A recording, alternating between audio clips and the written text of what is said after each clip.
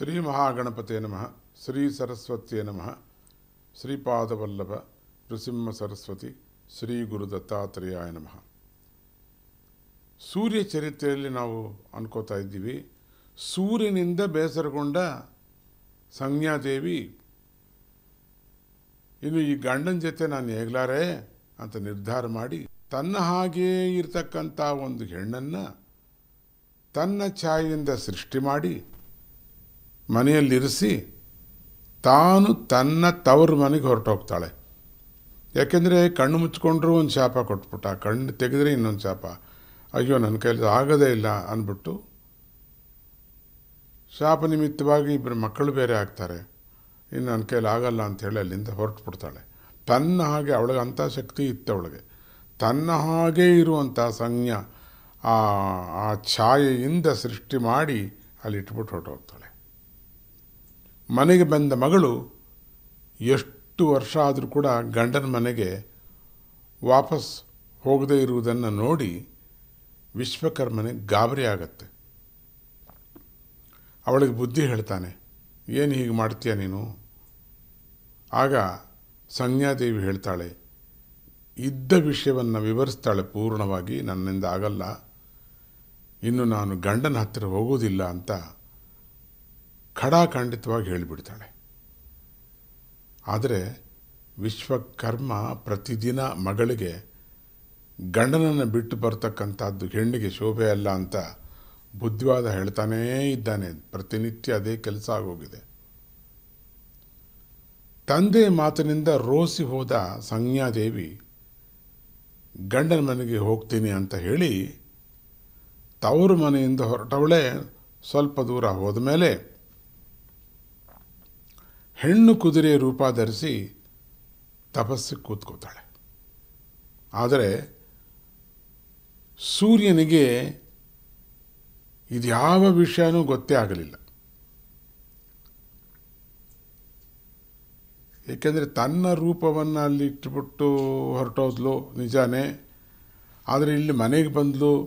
ಮನೆ ತಂದೆ ತಾಯಿ ಏನಾದ್ರು ಇಟ್ಕೊಳ್ತಾರೆ ಅಂದ್ಕೊಂಡ್ಲು. ಆದರೆ ಒಪ್ಕೊಂಡು ಇಟ್ಕೊಳ್ಳೋಕ್ಕಾಗಲಿಲ್ಲ. ಅವರು ಕೂಡ ಇಲ್ಲಿಂದ ಹೋಗಲೇಬೇಕು ಅಂತ ಹೇಳಿದ್ರು. ಅಲ್ಲಿಂದ ಮುಂದೆ ಹೊರಟೋಗ್ತಾ ಇದ್ದಾಳೆ. ಆಯಿತು, ಇಲ್ಲೇನಾಗಿದೆ ಹೇಳ್ತೀನಿ. ಈ ಛಾಯಾದೇವಿಗೆ ಅವಳ ರೀತಿಯಲ್ಲೇ ಇರತಕ್ಕಂಥ ಸಂಜ್ಞಾ ರೀತಿಯಲ್ಲೇ ಇರೋಂಥ ಛಾಯಾದೇವಿ ಹೆಸರು ನಮಗೋಸ್ಕರ ಹೆಸರದು. ಆದರೆ ಸಂಜ್ಞಾದೇವಿ ಅಂತಲೇ ನಮಗೆ ಗೊತ್ತಾಗೋಕ್ಕೋಸ್ಕರವಾಗಿ ಛಾಯಾದೇವಿ ಅಂತ ಹೇಳ್ತೀವಿ. ಆ ಛಾಯಾದೇವಿಗೆ ಶನಿ ಸಾವರ್ಣಿ ಅಂತಕ್ಕಂಥ ಇಬ್ಬರು ಗಂಡು ಮಕ್ಕಳು, ತಪತಿ ಅನ್ನುವ ಮಗಳು ಕೂಡ ಹುಟ್ಟುತ್ತಾಳೆ. ಕಾಲಾಂತರದಲ್ಲಿ ಶನಿ ಒಂದು ಗ್ರಹ ಆದ, ಸಾವರ್ಣಿ ಒಬ್ಬ ಮನು ಆದ. ತಪತಿ ಸಂವರ್ಣ ಅನ್ನುತಕ್ಕಂಥ ರಾಜನನ್ನು ಮದುವೆ ಆಗ್ತಾಳೆ. ಬರ್ತಾ ಬರ್ತಾ ಛಾಯಾದೇವಿ ಸಂಜ್ಞಾದೇವಿಯ ಮಕ್ಕಳನ್ನು ಉಪೇಕ್ಷೆ ಮಾಡೋದಕ್ಕೆ ಶುರು ಮಾಡ್ತಾಳೆ, ದೊಡ್ಡ ಮಕ್ಕಳನ್ನು.